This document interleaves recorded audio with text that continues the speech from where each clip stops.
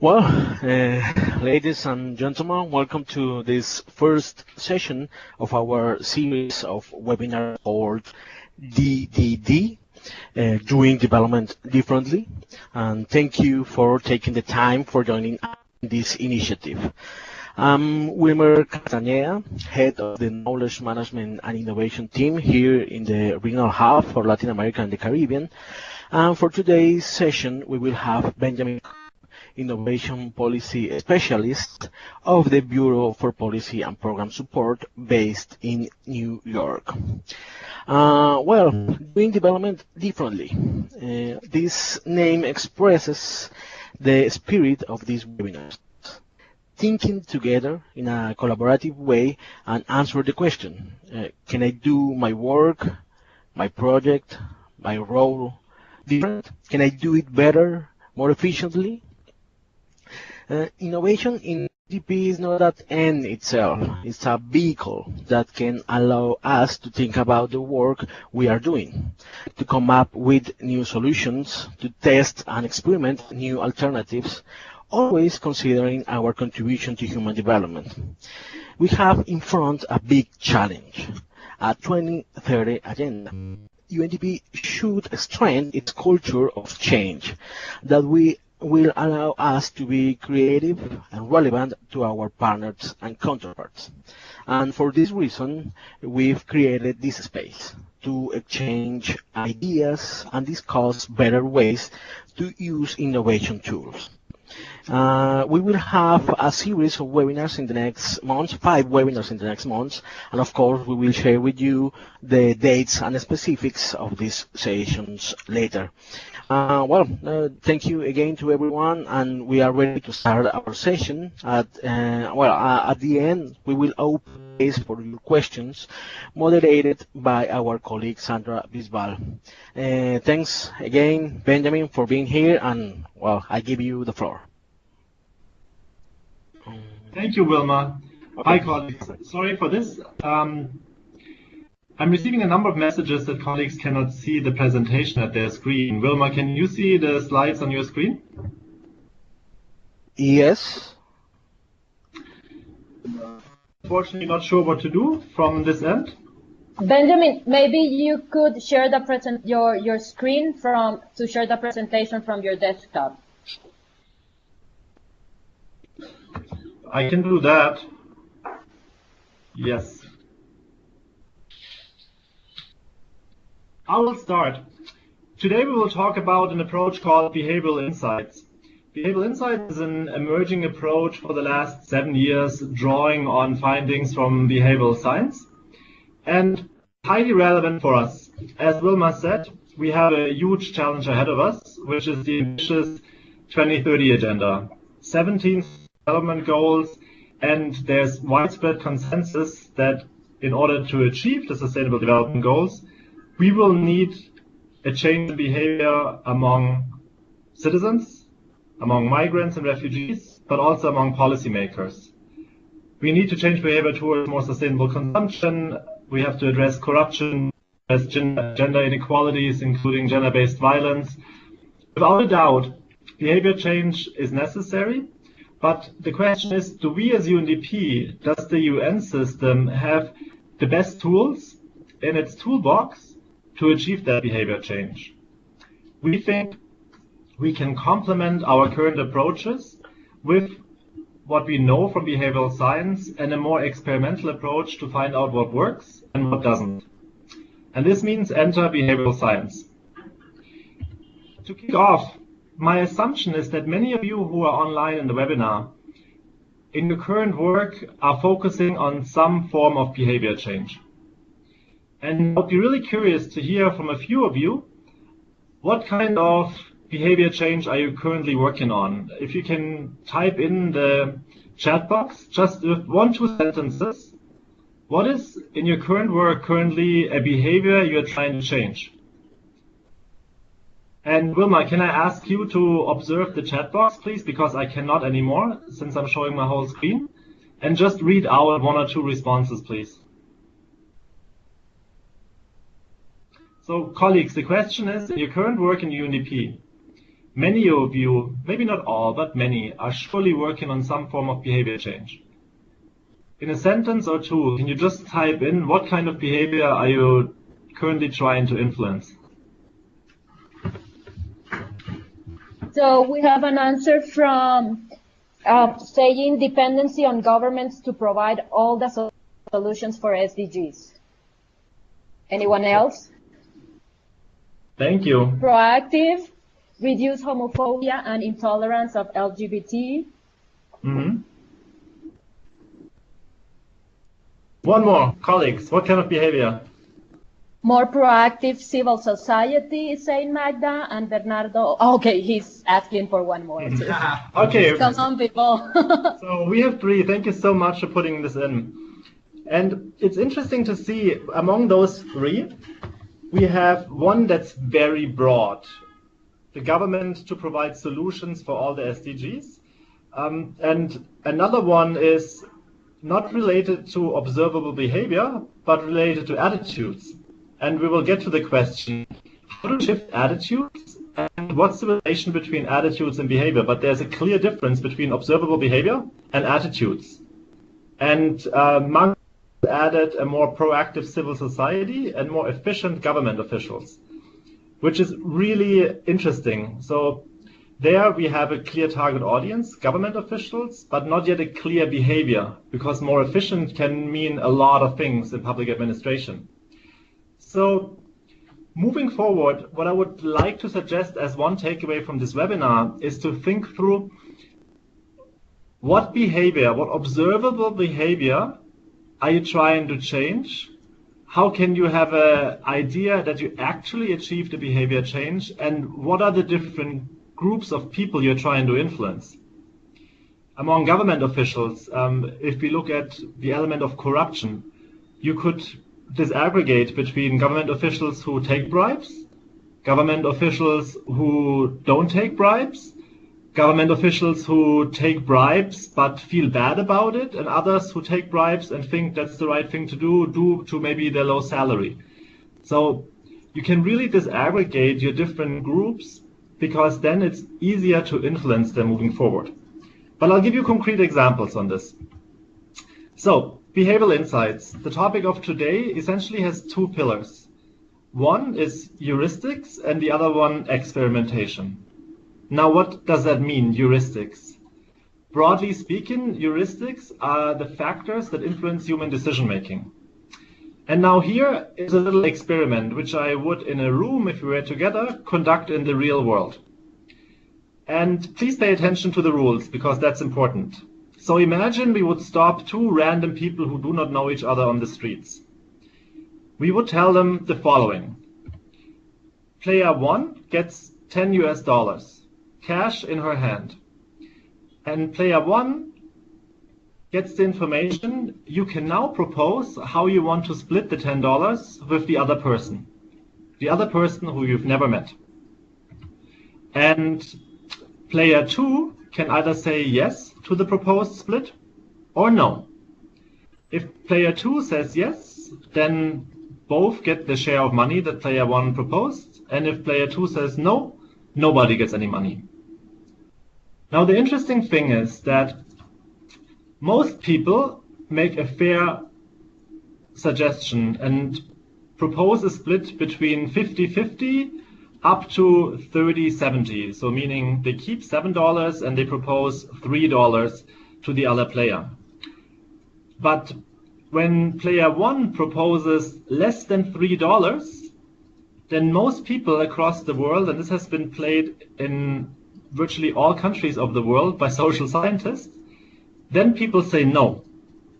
And that's a really interesting fact, because most of our policies, most of our programs are formulated based on human behavior, how economists see human behavior, which is really rational, which is humans are rational beings that do everything for the self-maximization of their interests.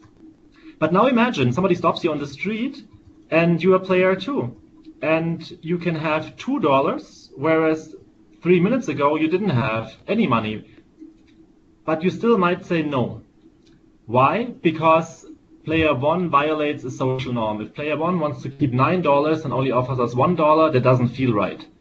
We think this is unfair, and most people in this world actually take the no answer. And that means that most people turn down free money, which is really contradictory to what every economist would tell you, because it's better to have $1 for free than not have any dollar. But most humans across this world do what is called in social psychology altruistic punishment, because we are motivated by social norms, we are motivated by a collaborative spirit, and human behavior is not as easy as traditional economist thinking suggests. So over the last 30 years, we saw in behavioral science and in behavioral economics intense studies on human behavior and human decision-making. What influences our decision-making? And these results have huge impact on our work. And I'll give you examples in a second. But just to say, in most situations, when people go below 30%, the answer is no. People are motivated by other things than their own selfish interests. And while this might sound as common sense, it is often not reflected in the policies we design. So we talked about social norms and the social situation, but I'm interested to hear from the participants, based on what you know about human decision-making and human behavior, what other factors do you think influence human decision-making? What do you think is relevant to consider when you design a project or program that tries to influence behavior, or if you think of your everyday life, if you think of your own behavior, maybe of your intention to eat more healthy, your intention to do more exercise, what do you think are relevant factors for human decision-making? Please type a couple of ideas that you have in the chat box. Motivation and common interest. Interest. And what else? Participants, use the chat box, please, and your social and personal background. Well, anything is relevant that makes people act and tick? I would think, true, but there are some things that are quite powerful. Magda says winning and external pressure, the availability of options, and success. Those are all spot-on responses. Culture is very important as well. Let me respond to some of them. When we talk about interest, this is really important. One of the big findings in behavioral science is that there is very often in human behavior a huge gap between intention and action. So if it's in our interest to, let's say, exercise regularly, that's our interest, that's our intention. But the de facto action might be that we only get around to exercising twice a month. And that can be due to a number of factors. But it's very important to distinguish between the intention and the action.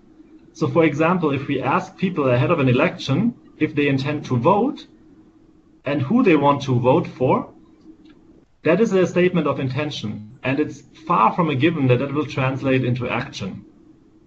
And just as an example how behavioral science can translate in this field of work, in the US, when Obama ran for his second term, his campaign tried out a number of things by calling US citizens that are eligible to vote and asked them, do you intend to vote? And the people said yes. And another group of people was called and was asked the same question. And once they said yes, they were asked, where's your polling station? And they responded, and then they were asked, how will you get there? And when will you go voting? Will it be after breakfast, after lunch? What will you do right before voting? And the more concrete the callers gave, so to speak, hints to the citizens when exactly will they vote and how to get there, and asked them to write this quickly down, the much higher were the chance that these people actually went voting. All of them had the intention.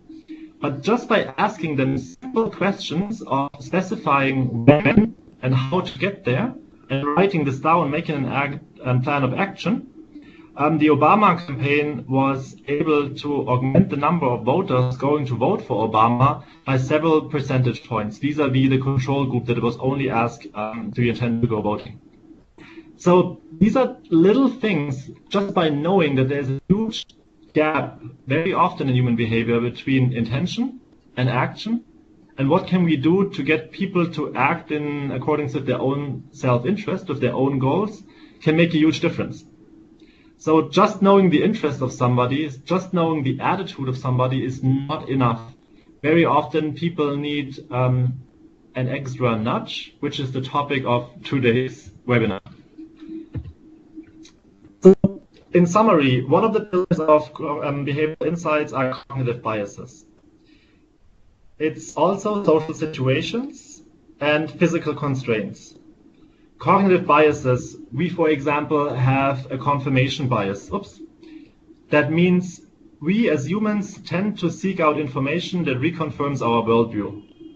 We make sense of the world pretty quickly, and then we just try to reconfirm our view. So, for example, when you interview somebody, on average, an interviewer forms his or her opinion about a candidate in the first 40 seconds, and then looks for clues that reconfirm that initial impression. Social situations, the ultimatum game, the game we just discussed, if you play this with people who belong to the same ethnic group and country, most people make a much fairer offer than if it's played between people from two different cultural contexts.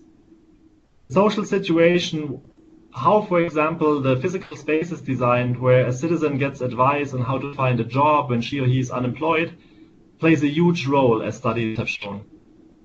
And lastly, physical constraints. Recent studies have shown that people who live in absolute poverty have the equivalent of 3 days lack of sleep as an impact on their IQ.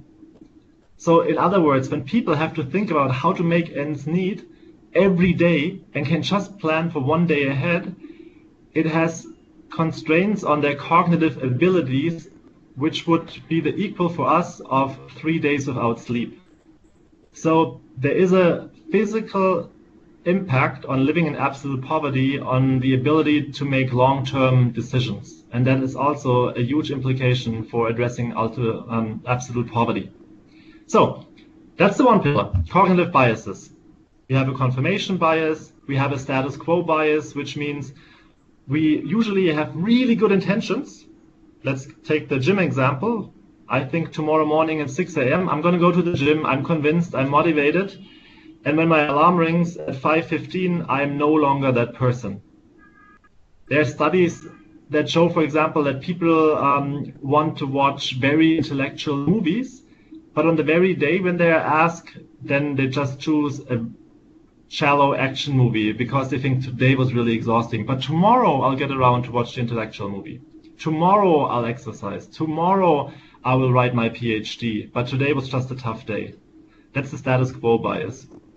There are many other biases that play a huge role, and I will go into some now with concrete examples. So the first pillar is what influences human decision-making of behavioral insights. But the second pillar, it's very important. It's testing.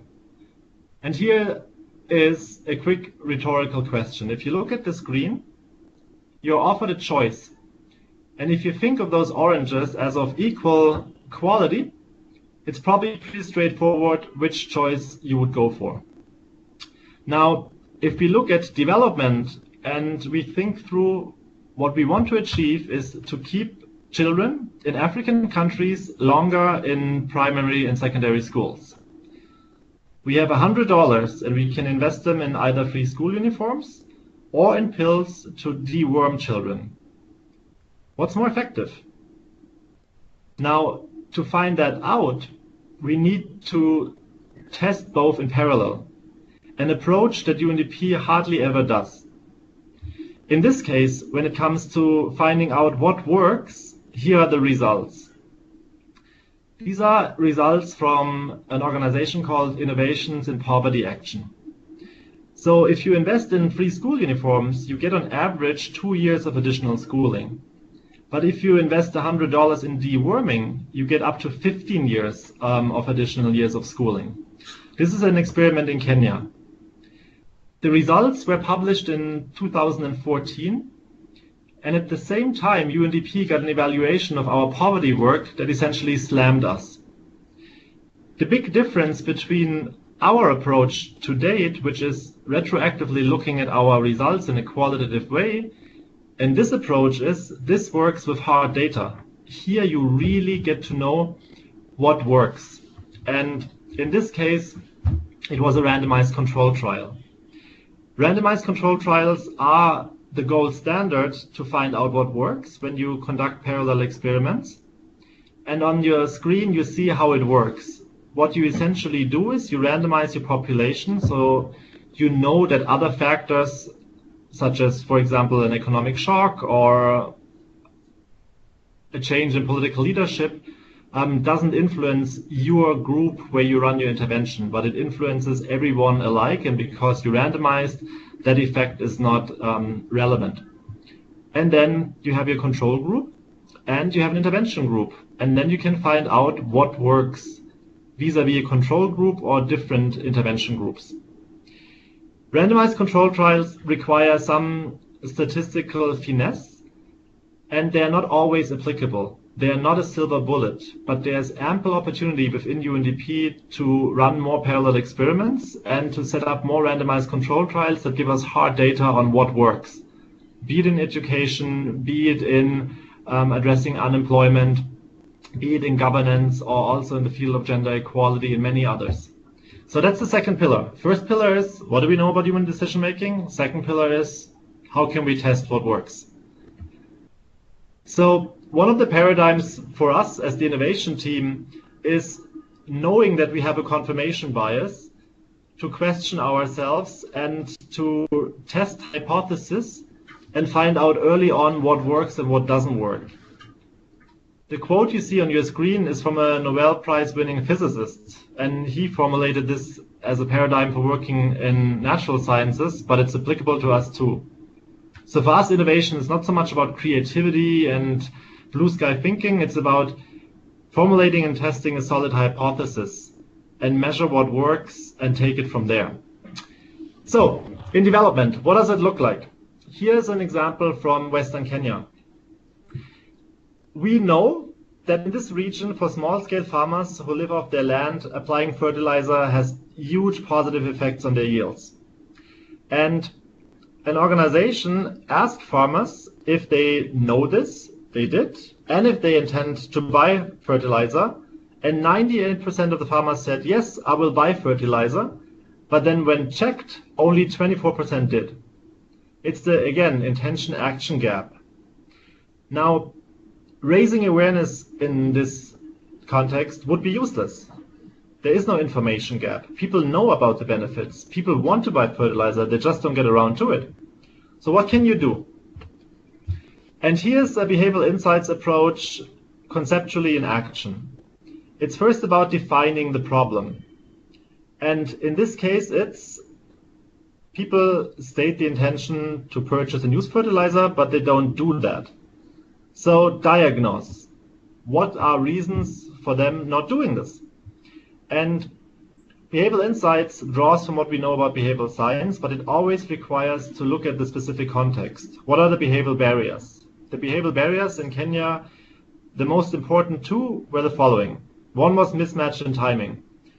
Farmers, after the harvest, are affluent with cash, but about 8 months later, when they have to buy fertilizer, their cash reserves are much lower, and they are more reluctant to spend the little money they have left on fertilizer. And the second one was a straightforward one. It was having to go from your house to town to purchase fertilizer. It's called an opportunity or friction cost. And that prevents action across the globe in many cases. Taking the gym example again, for many people, just walking 7 minutes to their gym can be a friction cost that prevents action. But in Kenya, those two, mismatch in timing and opportunity cost to go to the city. So what can you do to address it? In this case, Innovations in Poverty Action designed several trials. They thought through, okay, if we give people financial incentives, does it have an effect? But what can we do about the behavioral barriers? So the first one was we give them the option to set money aside after harvest when they have a lot of money. They get a voucher and know they already put the money aside when they have a lot of cash for fertilizer 8 months down the line. And the second one is, let's make it convenient for them. Let's have them the fertilizer delivered. And then they tested it. What does work? Again, they randomized the farmers with a control group and a treatment group. And here are the results. Control group in the following year, only 14% of farmers actually purchased and applied fertilizer. When people were given the opportunity to buy a voucher after harvest and have it delivered to their doorstep, the percentage goes up to 39%. And when you add a financial subsidy to it, it's going up to 46%. But as you can see, the huge jump is between 14 and 39%. The most cost-effective intervention is the middle one. Adding a financial subsidy, yes, works even better, but if you look at just the return of investment with the resources that you have as an organization, the middle one works best. And this is hard data and evidence which we as UNDP get too seldomly in our interventions. So here's another example, and I would like you to look at the screen, and this is an interactive game. So what I would like you to do, I would like you to first, of course, listen, what is it, and then to have a look at the screen. It's from the UK. The challenge was, how can we encourage citizens to sign up to become an organ donor? More than 90% of citizens there think organ donation is the right thing and they want to be an organ donor, but only about 9% actually sign up to become one. So what our colleagues from the Behavioral Insights team did, they put ads on websites where people have to go to pay their taxes and renew their driver's license. And they randomized it. So visitors would see only one of those ads, and then they would measure which ones led to more people signing up to become an organ donor. And overall, these were about 80,000 people who clicked on the ads, randomized. So the first one is on the top left, the simple message. They say, thank you for renewing your driver license or paying your taxes, and then please join the NHS organ donor register. The second one said the same thing, but added, every day thousands of people who see this page decide to register. The third option, same message, and a picture of a relatively diverse crowd that smiles. And the fourth option is, every day thousands of people who see this page decide to register, and the logo. Please keep these in mind. We see a next page now of messages, and I want you to then cast your vote. Which do you think was the most effective? On which did most people actually follow through and signed up to become an organ donor? So another message was, 3 people die every day because there are not enough organ donors. The next one was, you could save or transform up to 9 lives as an organ donor. The next one, if you needed an organ transplant, would you have one? If so, please help others. And the last one is, if you support organ donation, please turn your support into action. So every visitor of the site only saw one message. Overall, more than 80,000 people saw one of those messages, and some of those messages worked better than others to actually have people sign up and do the action. Now, in the chat box, please write the number of the message that you think encouraged most people to sign up. I go back, so you see 1, 2, 3, 4 on your screen without the picture, with the picture of the logo, and then the different messages. And now just please add in the chat box simply the number of the message you think was the most effective. Thank you, colleagues. I see many coming in. Quite a good number of votes for number 6. That's interesting, the 9 lives. A number of votes for number 3, the message with the picture. And a few for number 7, which is kind of a reciprocity message, whereas number 6 is a proactive message. Okay, so here are the results. About 2% of people who saw the control message, 2.2, signed up to become an organ donor. If you ask people the same thing, but you put the picture on it, and then the number actually goes down. So having the message with the social norm and the picture of the people decreases actually the efficiency of your message. And the best one was number 7, the reciprocity message. The second most effective was 3 people die every day. Now, looking at those results, to me, I also, when I saw it for the first time, actually thought the picture message works the best. The takeaway here is that you have to test it. You have to test what works. And all of those messages, they had an element of insights from behavioral science, because we know people are motivated by social norms. They're motivated by following through with their values or by reciprocity. So, honestly, when I saw this for the first time, having worked in the field of gender equality and addressing gender-based violence, I thought, we as UNDP, we work on a lot of messages that aim at either preventing gender-based violence, addressing men, or on response, encouraging survivors of gender-based violence to seek out support services. But we don't really know what works. We formulate messages very often on our values more than what we think drives behavior. So actually, last year we started work together with UNDP, the National Council for Women, to first think through what are concrete behaviors in the area of prevention response we want to change, among whom, so we drew a behavioral map, and then we designed different interventions. And one of the interventions, for example, is currently on every envelope that has gas and electricity bills that goes to households in Egypt, there's a small message from the National Council for Women to survivors of domestic violence to reach out for support services and call the hotline. That's the control message. It's technically formulated and not a very appealing call for action.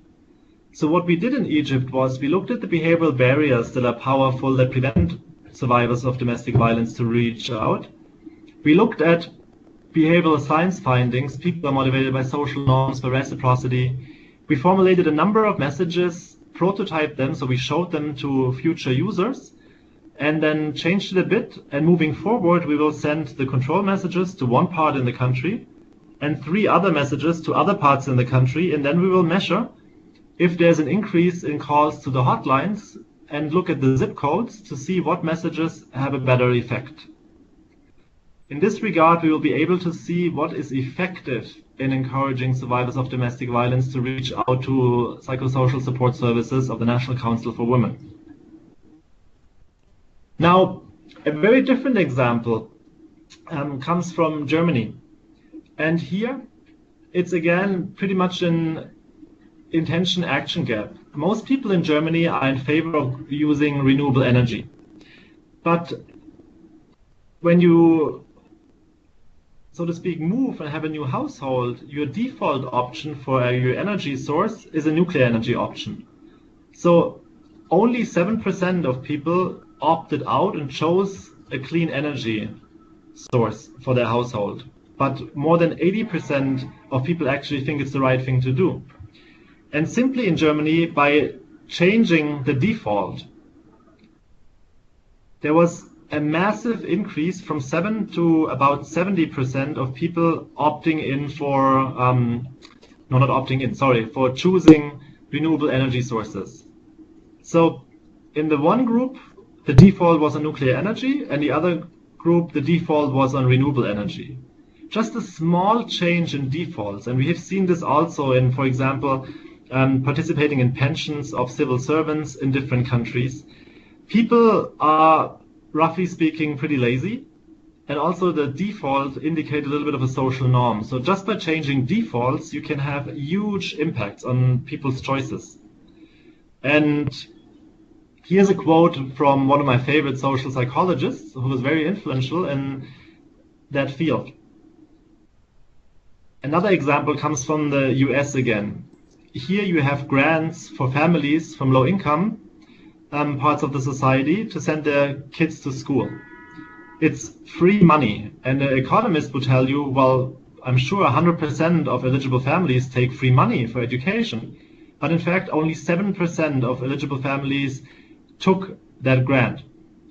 And the reason is simply that the application procedure is so cumbersome and complicated, and when a behavioral science team just made the whole process easier, massively reduced the steps and gave them much more help in filling out the forms, they augmented the number of families taking those grants by over 20%. That's hundreds of thousands of kids from low-income families who go to college just because of small changes in documents. Huge effects with small investments. Now, here's another quick example, and it's about the question of attitude and behavior. Very often we want to change attitudes, gender attitudes, attitudes about governance, but attitudes are really hard to change. And I'm not saying we shouldn't try anymore, but I'm proposing a complementary approach, which is to not focus on the attitude, but focus on small sub-behaviors. So let's talk climate change. In the US, you have a significant part of the population who doesn't believe climate change is real. We can try convincing them with data, with stories, and that's not necessarily wrong, but it might not be that effective. But what if we just influence those people, not to do anything they don't want to do, but to, for example, go for a hybrid car, to consume less energy, to consume less water? What if we support these people in embracing green behaviors? There's solid research that when people exhibit a number of behaviors that is not in accordance with their attitude, that something such as that's called cognitive dissonance appears.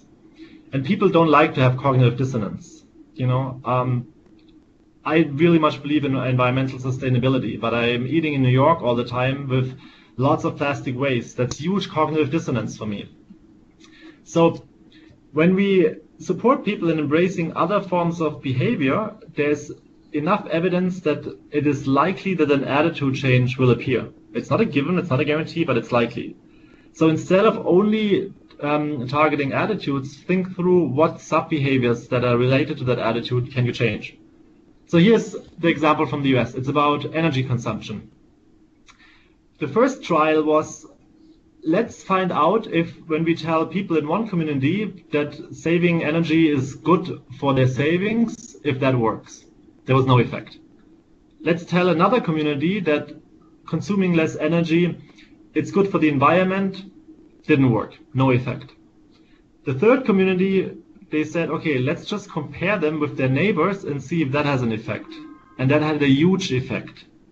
So this energy provider now gives to every household a comparison bill that shows them vis-a-vis their most efficient neighbor and also all neighbors. So you see yourself how you fare.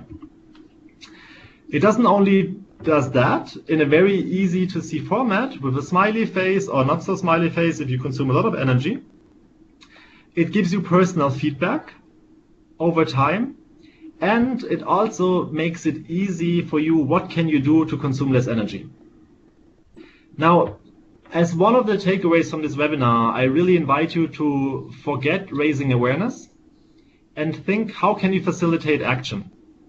And this is such an example. By giving people social norm feedback, by giving people very concrete behavioral advice, what they can do, you are much more likely to facilitate action than by just saying, please think of the environment and save energy.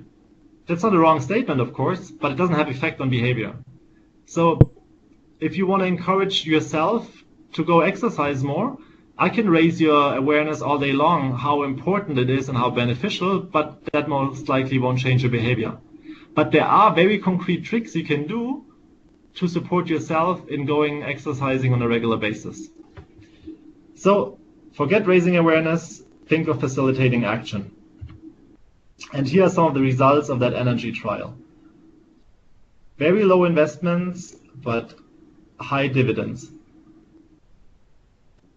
And what this energy bill in essence is a nudge.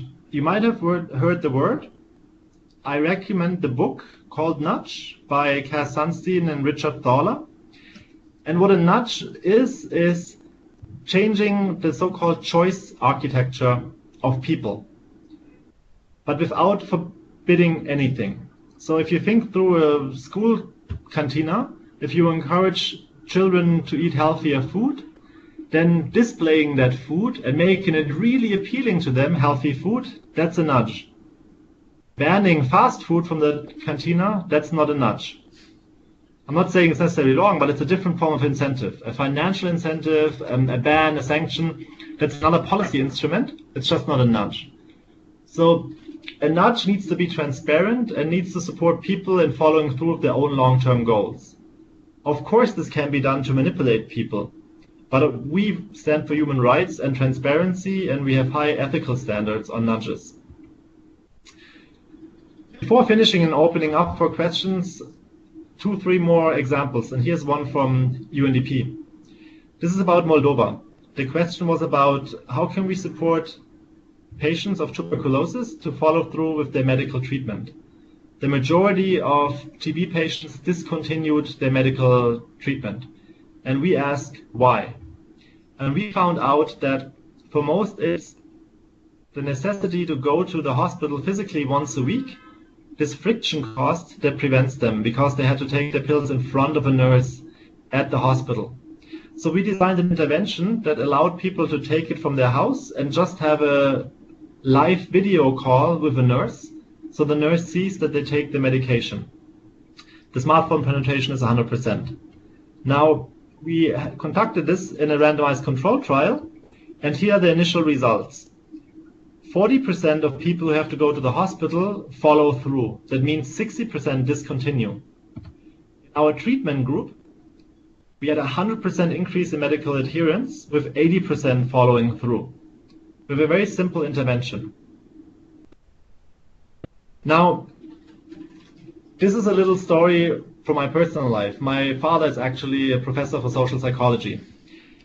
And for years, I've been trying my dad to exercise more because he's slightly overweight and I want him to be around for a long time. But he has a strong will and not much motivation to go exercising. So here's what I did. For his birthday, I asked him where he would like to go for a 4-day city trip. And we decided, my brother, he and I, we will go to Dublin. So my brother and I purchased a ticket without any time on it to go to Dublin. And we gave it to my dad, but we told him about how great the Dublin weekend will be. So we drew an appealing picture of something. So he thought he already has the Dublin weekend. But we said, listen, you will only get this ticket if you manage to lose weight. We will put the money that we have to spend on the Dublin ticket in a program where you compete online with other people to exercise regularly and lose weight. So my dad was already happy about the Dublin trip. He already thought he has this. And we did this because there's something called the Endowment Effect. When people already own something, it hurts much more if you take it away from them. So he was already thinking he has the Dublin trip. We kind of took this away. But we also knew that our dad hates losses. And he knows if he doesn't achieve the goals he set himself, he will lose the money for the Dublin ticket in this online lottery, so to speak, where he competes with other people in the weight loss program. And for the first time in our lives, we tricked our dad into a healthier lifestyle for 1 year, where he exercised more and actually lost some weight. And we went to Dublin. That's a true story. And we, in my family, all actually studied psychology. My dad knew exactly what we were doing, but we kind of played on what we know about human behavior, which is losses hurt us much more than gains make us happy. There's something called loss aversion. Now, for example, if you want to think through how to motivate teachers better and you consider financial incentives, there is a test where for teachers to perform better, the experiment divided teachers group in two different ones. One group was being told, if you achieve those educational outcomes by the year, you will get a financial bonus. It was framed as a gain. For the others, they were transferred more money than their salary at the beginning of the year, and they were being told, if you don't reach these educational outcomes, we will take away 2/3 of your bonus again. It was framed as a loss. And for the teacher group, where it was framed as a loss, the outcomes were much better, and it was not the teachers themselves who gave the grades. So if you want to design incentive programs, for example, it's very important to think through loss aversion. Also, if people are confronted with the choice for an operation with an 80% chance of success, the majority says yes. You give people the option to have a surgery with a 20% chance of failure, most people say no. Exact same choice, but it's once framed as a loss, once as a gain, and the results are highly different. So such small things play a huge role. And now the last example. It's about how can you encourage people to go to their free of charge doctor's appointment once a year. This is the UK. And obviously, regular checkups, preventative medical care has huge implications for public health, but also public spending. So what the health department did, they sent push notifications, SMS, to people. And we know already that personalized ones work better. So if you look at your screen, you see the simple message. You see the pro-social message, which essentially says take care of yourself, so you can take care of the ones you love. Or one that is a bit more on the ego side, which is, hey, you have been selected for a free of charge doctor's appointment. And here are the results. Interestingly enough, in the UK, telling people take care of yourself so you can take care of the ones you love is less effective than a simple message, whereas an ego message is the most effective one to encourage people to schedule their appointment. Now, looking at this result, the message here is by no means saying we should use ego messages in all our countries. Certainly not. The message is, how can you test what works? How can you test what's effective? And to summarize, if you want to get started with behavioral insights approach, as a first step, going back to our initial question, define what kind of behavior do you want to change? An observable behavior change, not an attitude. And among who? And then formulate a hypothesis. If we introduce, for example, a whistleblower system, then people who are asked for bribes will report. And then explore what might prevent people from actually using a whistleblower system. And what's the baseline? How many people reported already? Because you want to be able to tell a story of your intervention actually made a difference. And then how can you introduce a whistleblower mechanism? Think of the different messages we saw today. Is one that appeals on national pride better than one that maybe appeals on reciprocity? Can you test out both in parallel? And how can you test them? And then measure what works. This is quite, of course, sophisticated if you look at really complicated questions such as corruption, such as gender-based violence. But from tomorrow on, what you could do, for example, is a pretty easy thing. I assume not all of you, but some of you, every now and then write emails where you want colleagues to click a link. Now, we send newsletters from our innovation team once a month. And every month, we do an A/B test. What does that mean? We have about 800 people in our email list, and we split them. 400 people get one form of the message of the newsletter, and the other 400 a different one. And we always make only one change, so we can attribute a difference in the openings and the clicks to that one change. The behavior we want to see is we want people to open our newsletter and click on our content. Now, what works? Sometimes we change the subject line to see if the regular subject line, Innovation Newsletter Volume 39, works better than, let's say, updates on alternative finance and data innovation. In our case, actually, the traditional subject line has more openings than a more innovative one. We played around with pictures, with the length of our paragraphs, and many other things. So every month we experiment to see what works to encourage our readers to actually open our newsletter and click on the content. Simple A/B tests, and there are good guidelines out there on A/B testing, and you can get started with that right away. And that's a first approach to kind of think through, in my messages, what works actually. And then also there are easy tools out there, Bitly, Hourly, to see how many people click on your links.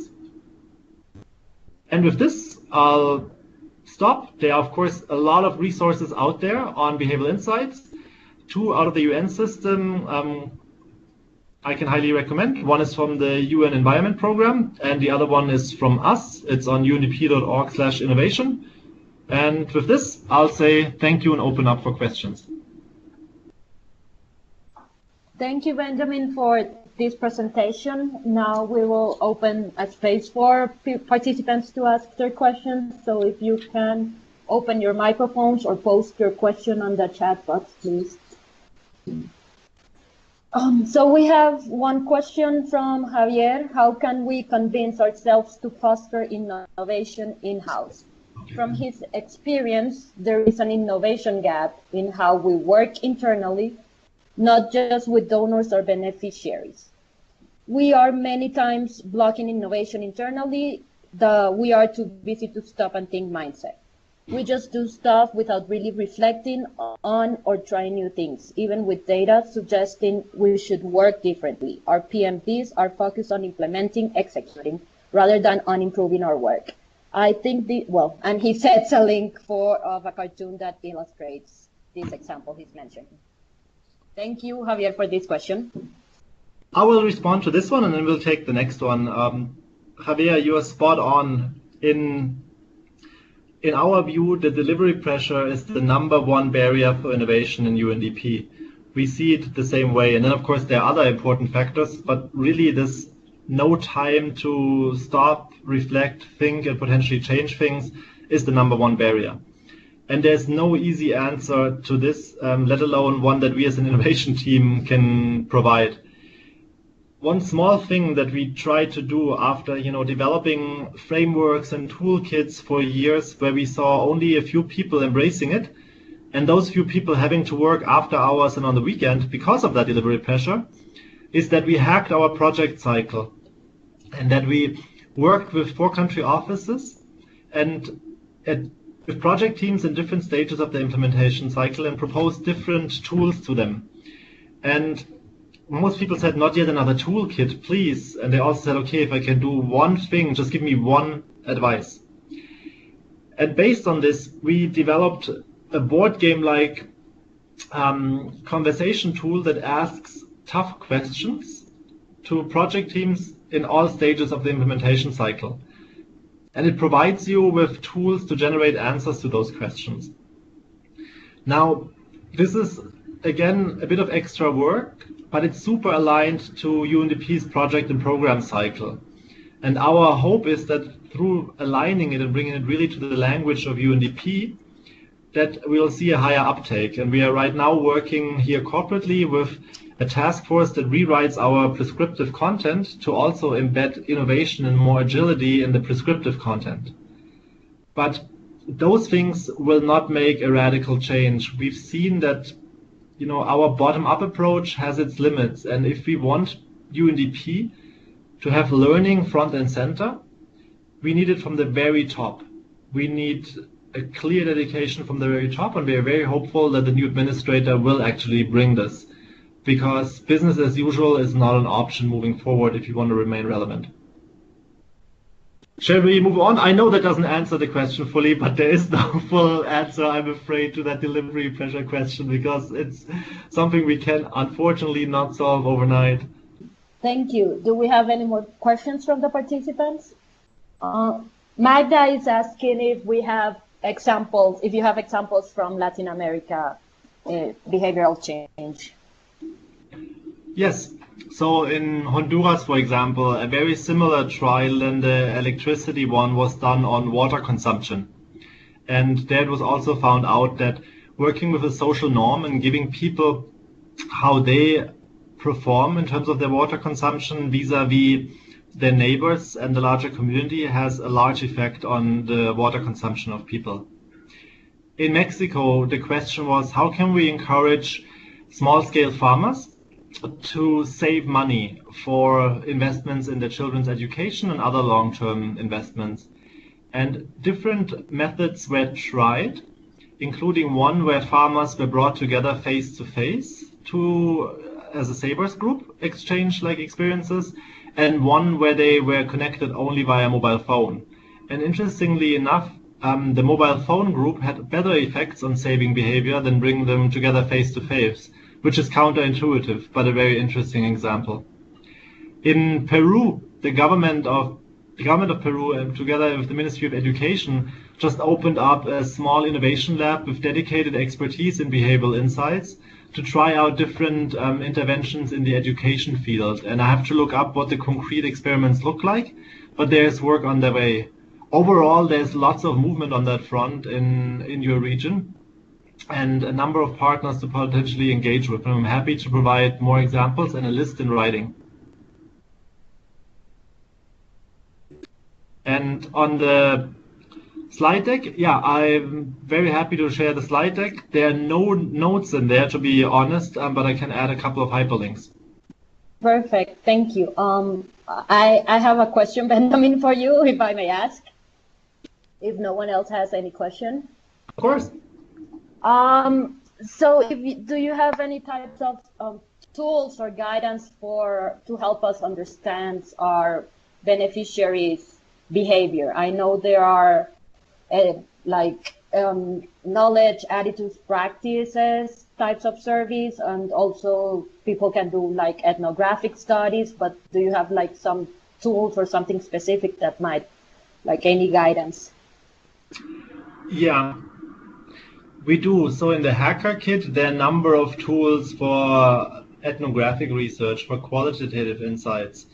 What we are developing right now for the next edition of the Hacker Kit is how to design a behavioral map.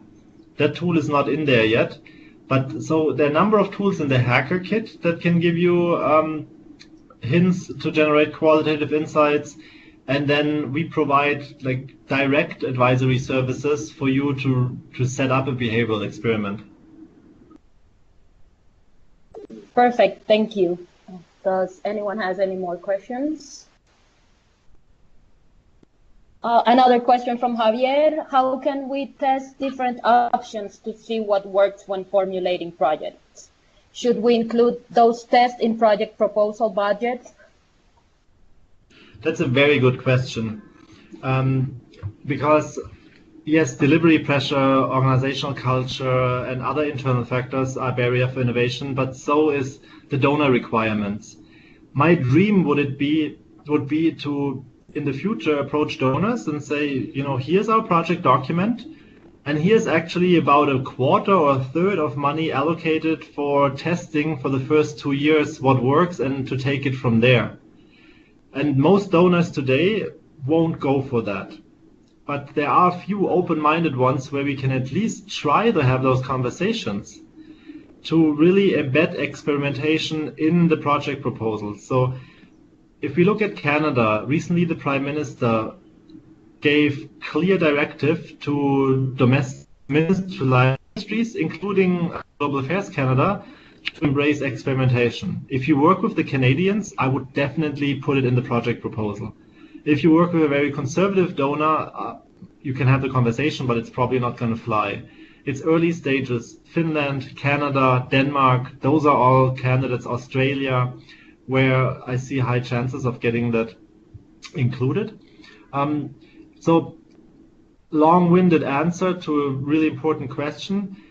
I would try it. It requires a rethink of UNDP, where we see ourselves as the solutions providers to realize we don't have blueprints. Yes, we have really good global practices that we need to draw on, and in some cases we have best practices. But in many cases, it's not a best practice, it's a good practice, and we really have to test out what works. And embedding this in the first 2 years of the project document, I think makes a lot of sense. Well, thank you very much, everyone. It's time to say goodbye. Please, thank you, Benjamin, for this presentation, and thanks everyone for taking your time to participate. Please stay put for coming notices about our upcoming webinars. Thank you very much. Just a quick response to Marta. Thank you so much. Marta will be in touch. Send me an email, please, and we'll talk together with Wilma and Fernando, who are the leads for innovation in your region. And I refer to the webinar organizers for the video. Does that work? I guess so. All right. Thanks so much, everyone. Bye. Thank you, everyone. Have a nice day.